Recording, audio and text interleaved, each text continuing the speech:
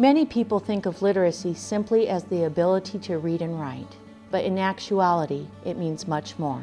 Worldwide, nearly 800 million adults are illiterate in their native language, and 2/3 of them are women. In the United States, an estimated 30 million people over the age of 16 don't read well enough to fill out a job application. Less than 10% of those who need literacy help actually receive it. That number stands true in Pierce County, where more than 50,000 people are in need of literacy help, and we are only able to provide services to approximately 10% of them.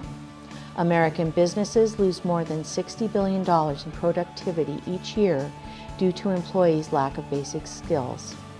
A high school dropout costs society, on average, $260,000 in lost earnings, taxes, and productivity. Illiteracy is highly correlated with crime.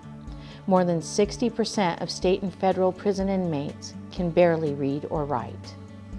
Without basic reading, writing, math, and computer skills, millions of Americans are struggling to find jobs, stay healthy, and support their families. Well, that's a sad moment. Now these people can't get jobs because they don't have their high school diploma. They have kids, they have grandkids, they're still in their prime, in their 40s and their 50s. I dropped out, I started working, and worked for most of my adult life. Actually, I was born here in Tacoma, Washington. When I was 3, my parents moved to Mexico, and I never came back until I was 16. And when I got here, I spoke no English.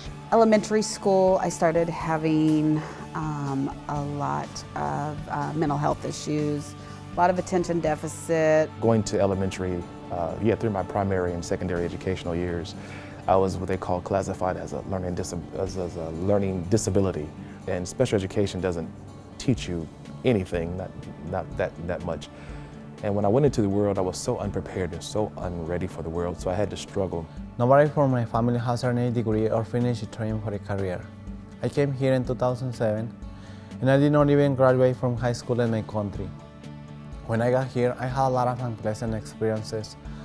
Things like not knowing how to apply for a job or being able to get my license because of the lack of writing and reading skills. My education is from Mexico. I'm Mexican, and I have a master's degree in human resources and a certificate in education too. In fact, I was a teacher for 15 years in my country. Today I have 11 years and 3 months and 4 days clean and sober.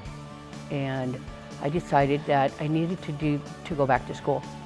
Literacy skills can impact nearly every aspect of adult life.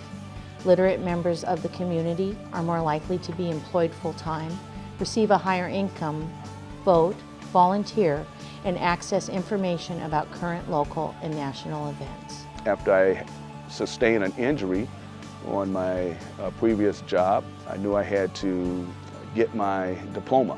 So I came up to Pierce College, and like I said, when I was looking at that brochure, and I said, okay, I said, let me do this. I did get my GED finally in September of 2011. And it took me a while because I didn't know how to read. The saddest casualties of illiteracy are children affected by intergenerational illiteracy. Children of disadvantaged parents begin school behind their peers, and parents with minimal reading skills often cannot provide the kind of support their children need to do well in school.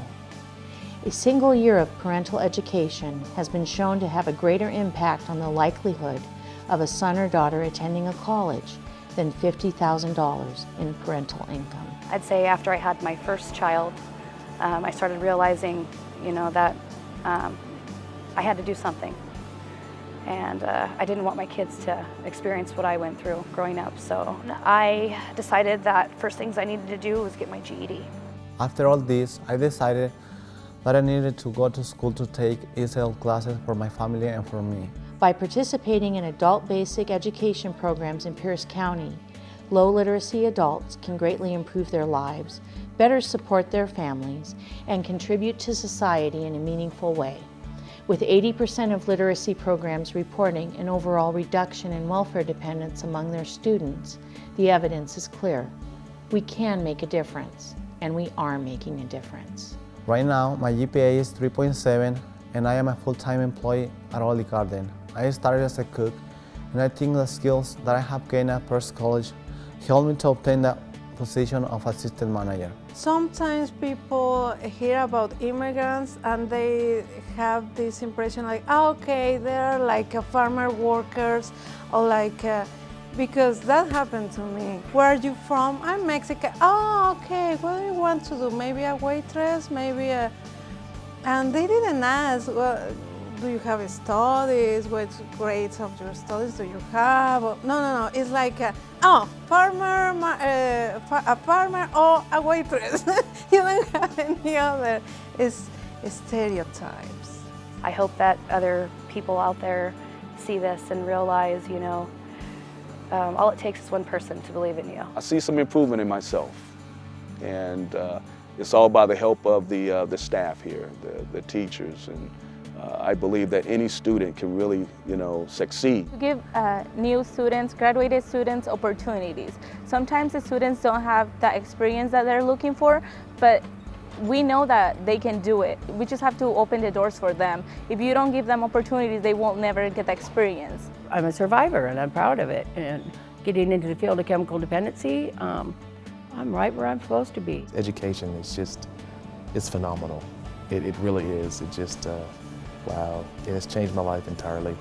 It's gave me confidence, and it's also just helped me to even be able to help my children with their homework. Because before I was like, oh, I can't do this, you know. And I can.